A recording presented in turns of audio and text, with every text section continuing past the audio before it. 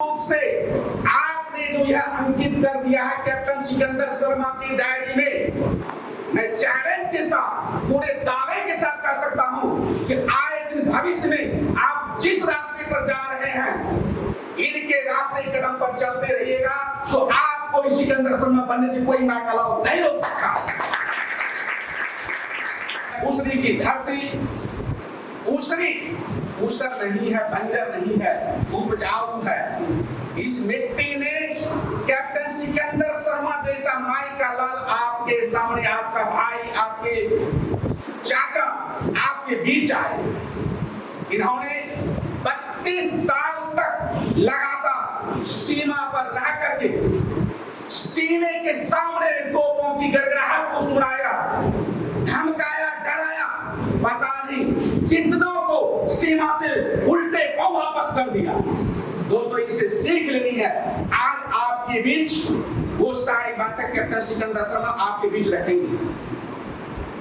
यह मजाक की बात नहीं है सर, यह आपके फक्र की बात है, आपके बुनियाद की बात है कि आपके ही घर के, आपके ही पड़ोसी, आपके साथ खेलने कूदने वाले व्यक्ति इतनी ऊंचाई पर, जिसे पूरी दुनिया सैल्यूट करती है, इस पर तो आपको गर्व होना चाहिए। बुरा नहीं मानेंगे आप लोग? अगर मैं कुछ गलत बोल दिया हूं, मैं क्षमा चाहूंगा।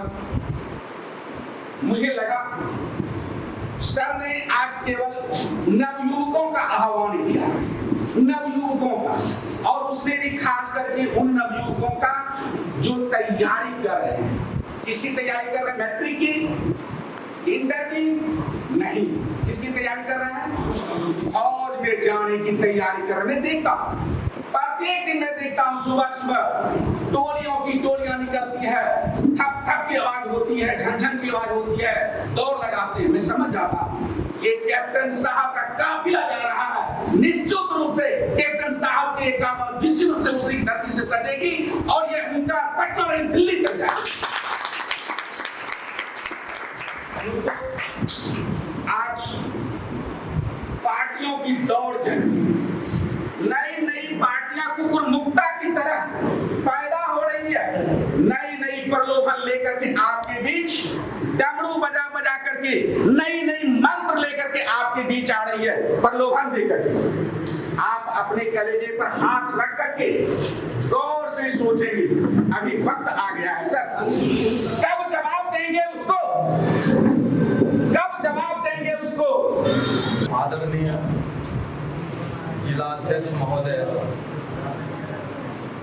विनोद रजक जी, प्रखंड अध्यक्ष सुरेंद्र पासवान, प्रखंड उपाध्यक्ष अनिल कुमार यादव, शिक्षा प्रकोष्ठ का जिला अध्यक्ष वकील मंडल, हम लोगों के बीच में उपस्थित अभिभावक श्री परमानंद यादव तथा हमारे देश का भविष्य, युवा, महायुवा, जो आप सब अपना कीमती समय देकर यहाँ पर उपस्थित हुए हैं, आप सबका मैं हार्दिक अभिनंदन करता हूँ। बहुत ही बड़ा महत्वपूर्ण बातों को आप लोगों के बीच में मैं रखने का प्रयास करूंगा। मैं चाहूंगा कि हमारे इस पर्वता विधानसभा के सारे होनहार नौजवान बच्चे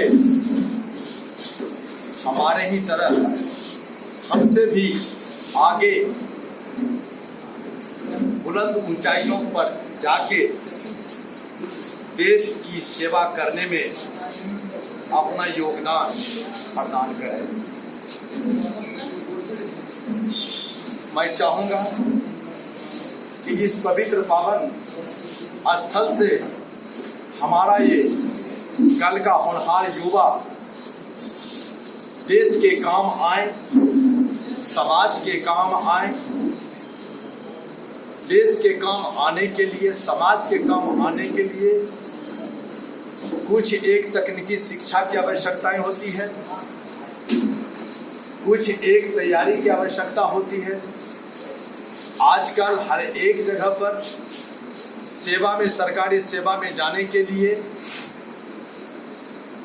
प्रतियोगिता परीक्षा की जरूरतें पड़ रही है। प्रतियोगिता परीक्षा को पास किए बगैर सरकारी सेवा में आप नहीं जा सकते। उसके लिए हमारी कुछ एक टिप्स है जो मैं अपने युवाओं को देना चाहूँगा, जो मैंने अपने जीवन काल में सीखा है। अपना सीखे हुए बातों को आप सबके बीच में शेयर करना चाहूँगा।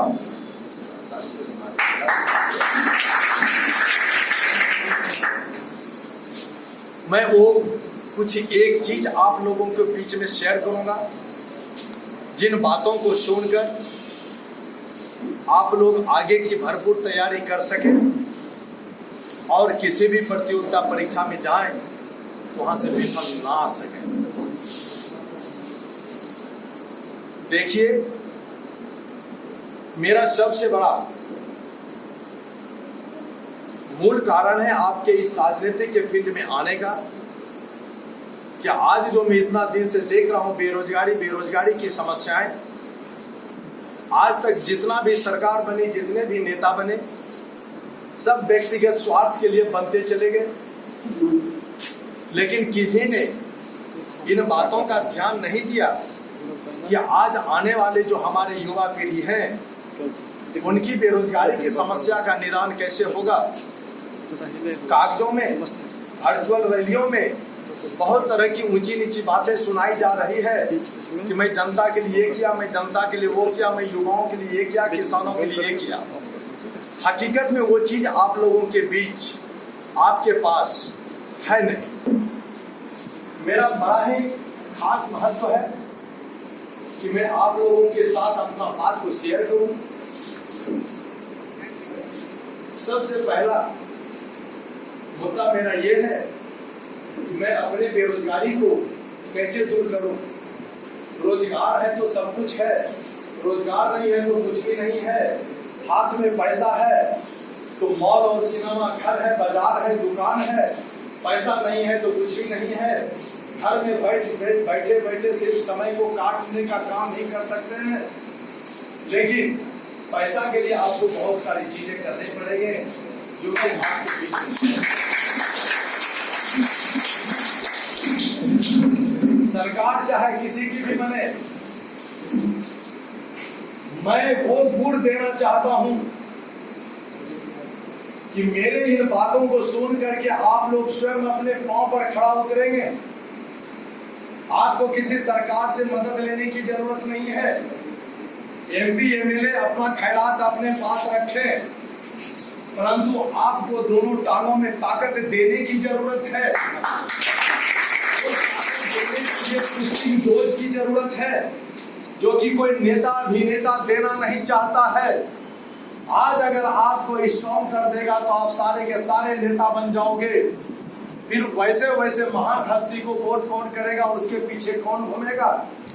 जब आप खुद अपने आप में नेता बन जाएंगे तो उनका नेतापन खत्म हो जाएगा। इसलिए मेरा ये मानना है, आने वाले जितना मेरा युवा पीढ़ी है, आप सब अपने पांव के बलबूते पर मजबूती के साथ सरकार से अपना हक और अधिकार लें।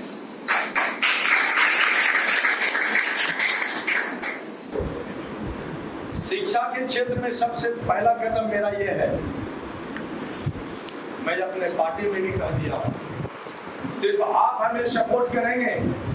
तीसरा मोर्चा लोजपा सेकुलर की जब सरकार बनेगी तो आप मुझे पैसा ना दे, फंड ना दे, सिर्फ आप हमें सपोर्ट करें, कानूनी सपोर्ट करें। यदि मैं कुछ करना चाहता हूं जनता के लिए तो आपकी सपोर्ट हमारे लिए वही बहुत बड़ी ताकत है। इसमें हमारा अध्यक्ष महोदय ने कहा कि नहीं सर, अगर आप अपने जनता के लिए, आप अपने युवाओं के लिए कुछ करना चाहते हैं तो हर संभव हम आपको मदद करेंगे, बशर्ते कि आपका टिप्स ऐसा जाए कि हमारे राज्य से बेरोजगारी की समस्या निदान हो, बेरोजगारी की समस्या से निजात मिले हमारे युवाओं को। तो सबसे पहले मैं अपने विधानसभा के बारे में सोचूंगा, उसके बाद धीरे धीरे बाकियों के भी बारे में सोचूंगा। झूठ बोलने की जरूरत नहीं, जो कार्य आप कर सकते हैं उस कार्य को रखने में कोई शर्माने की जरूरत नहीं। युवाओं के लिए सबसे पहला मेरा मुद्दा है, परबत्ता विधानसभा की 2 प्रखंड है हमारे पास, गोगरी प्रखंड, परबत्ता प्रखंड। जब परबत्ता विधानसभा से मैं हूं तो मेरे लिए दोनों प्रखंडों में समान मान सम्मान, समान बच्चों को रोजगार मुहैया कराने की जिम्मेदारी ये हमारी बनती है। मैं अपने जीवन का जो तजुर्बा है, इस तजुर्बा के माध्यम से आप लोगों को ऊपर उठाना चाहता हूं। वो तजुर्बा ये है कि यहाँ पर जो लड़के 10th क्लास एंड एबव पास कर चुके हैं, सेना, SSC, BSF, CRPF, CISF, BSF में जाने वाले लड़के हैं, उनकी तैयारी किस तरह से हो। जब इन बातों की जानकारी आप लोगों को मिलेगी तो आप सब जब खुद ही पॉइंट करके तैयारी करेंगे तो एक भी लड़का, एक भी हमारा ये जवान विफल नहीं होगा। वर्दी पहनने वाला नौकरी में मूल रूप से 3 एग्जाम होते हैं। सबसे पहला फिजिकल, उसके बाद रिटन, उसके बाद मेडिकल। ये तीनों एग्जाम आपको क्वालिफाई करने पड़ेंगे और तीनों एग्जाम क्वालिफाई करने के लिए मेरे से बेहतर टिप्स जितने भी नेता, अभिनेता, प्रणेता, छड़नेता घूम रहे हैं ये आपको नहीं बता सकते हैं। क्योंकि आप सेना में जाएं, आप पुलिस में जाएं, आप ना जाएं, उन बातों से उनको कोई लेना देना नहीं है। सिर्फ उनको लेना देना है आपकी उंगली से उसके नाम के बटन पड़ जाए। उसके लिए चाहे खिलाना पड़े, पिलाना पड़े या कुछ भी करना पड़े, वो हर हथकंडे को अपना देंगे, लेकिन आपके कान में, आपके पाँव में बूस्टिंग का इंजेक्शन नहीं लगाएंगे। वो बूस्टिंग का इंजेक्शन मैं आप लोगों को दे रहा हूं, आप लोग सुनिए और उसके आधार पर आप लोग अपना काम करिए। मेरा सिद्धांत ये है, मेरा इरादा ये है, जब यहाँ पर हमारा इंस्टीट्यूट खुलेंगे उस इंस्टीट्यूट में आप लोगों को 54 पैसा देने की आवश्यकता नहीं है। विधायक फंड में पैसा आता है, थोड़ा सा हिस्सा 2%, 1% बहुत होता है। 1% जिसका अगर हम काट करके दे देते हैं अपने इस इंस्टीट्यूट को तो थोड़ा साफ चलेगा। आप लोगों को ट्रेन करने के लिए मैं अपने सेना से रिटायर्ड लोगों को लाऊंगा जो ऑफिसर को ट्रेनिंग देते हैं। चेन्नई ओटीए में, एनडीए में, देहरादून में हमारे जितने भी सैनिक संस्था है जहाँ के बड़े बड़े ऑफिसरों को ट्रेनिंग दिया जाता है, वहाँ के रिटायर्ड इंस्ट्रक्टर को लाएंगे, आप लोगों के बीच में देंगे। आप लोगों का फिजिकल स्टेमिना का वो स्ट्रॉन्ग करेंगे, फिजिकली आपको फिट करेंगे और फिजिकली फिट करने के बाद आप लोगों को सेना के लिए तैयार करेंगे। First point. Second point, return exam के लिए आप लोगों के लिए एक अच्छे ट्यूटर का व्यवस्था करेंगे जो आप लोगों को फिजिक्स, केमिस्ट्री, मैथ, बायो और जनरल साइंस की भरपूर तैयारी कराएंगे। नॉट ओनली डिफेंस बट आपके साथ एसएससी भी जुड़े हुए होंगे, वो भी मेरे ही बच्चे हैं। जो बच्चे डिफेंस में आना नहीं चाहेंगे वो एसएससी में जाना चाहेंगे, क्लर्क बनना चाहेंगे और बैंक पीओ बनना चाहेंगे। तो इस तरह का जो इंस्टीट्यूशन है इसका व्यवस्था हम करेंगे। इसमें कोई 20 लाख, 25 लाख, 50 लाख, करोड़ों की हमें जरूरत नहीं है।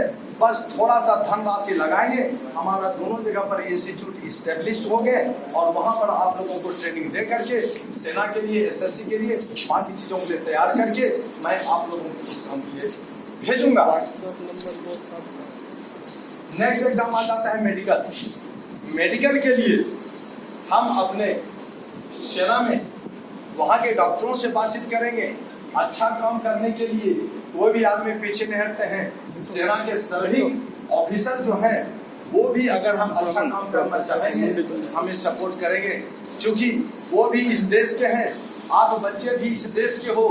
हर एक लोगों को ये जज्बा होनी चाहिए कि मेरे देश का भविष्य, मेरे देश का होनहार बच्चे, उनको कुछ ऐसा काम, ऐसा टिप्स, ऐसा ट्रेनिंग दी जाए ताकि वो अपने आप को आत्मनिर्भर हो जाए।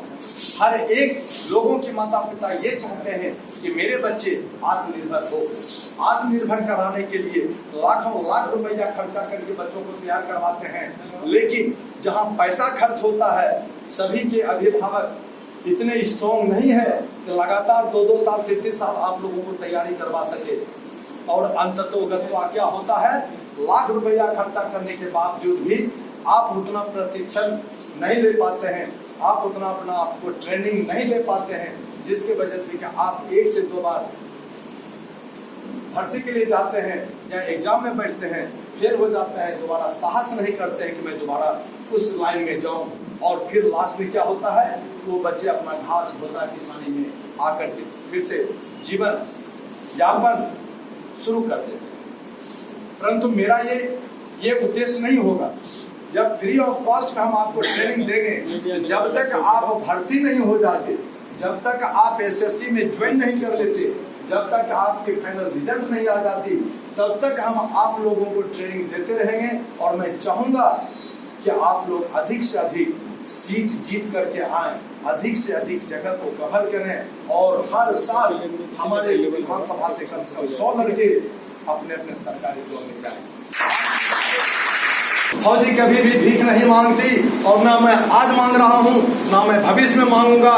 मैं सिर्फ यही उद्देश्य देना चाहता हूँ, मैं सिर्फ यही संदेश देना चाहता हूँ कि आप लोग जो भी काम करें, अपने बाहुबल काम करें, अपने पाँव से काम करें, अपने ताकत से काम करें। अगर आपके पाँव में ताकत है, आपके हाथ में ताकत है, तो आप लोग स्वयं अपना नौकरी अपने हाथों हाथ ले लेंगे। किसी का किसी के अधीन करने की आपको आवश्यकता नहीं है, ना तो किसी दलाल के पीछे पड़ेंगे।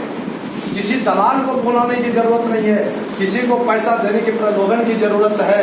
सिर्फ जरूरत है तो अपने हाथों को मजबूत करने की जरूरत है, सिर्फ जरूरत है तो अपने टांगों को मजबूत करने की जरूरत है।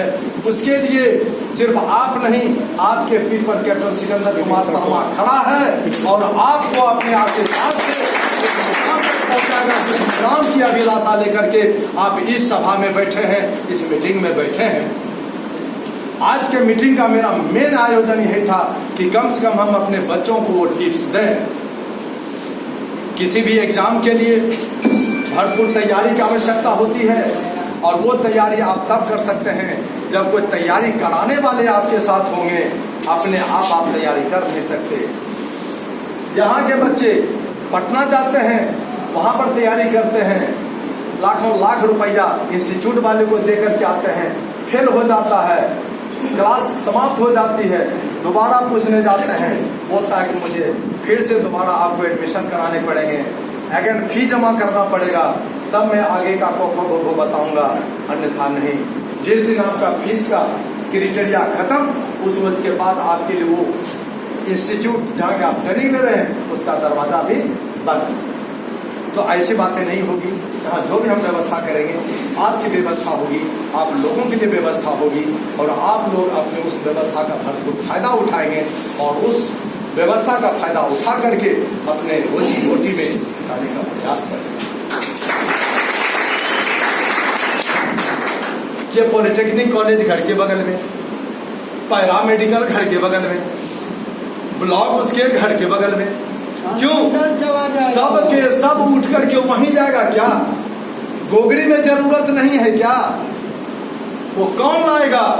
जाति पाति का राजनीति करना छोड़ दीजिए, कर्मठ सुयोग लोगों को यहाँ पर बैठाइए, जिनके हाथ में ताकत है, जिनके छड़ी में ताकत है, जो आपका हक और अधिकार को दिला सके, ऐसे लोगों को आप यहाँ का प्रतिनिधित्व दीजिए।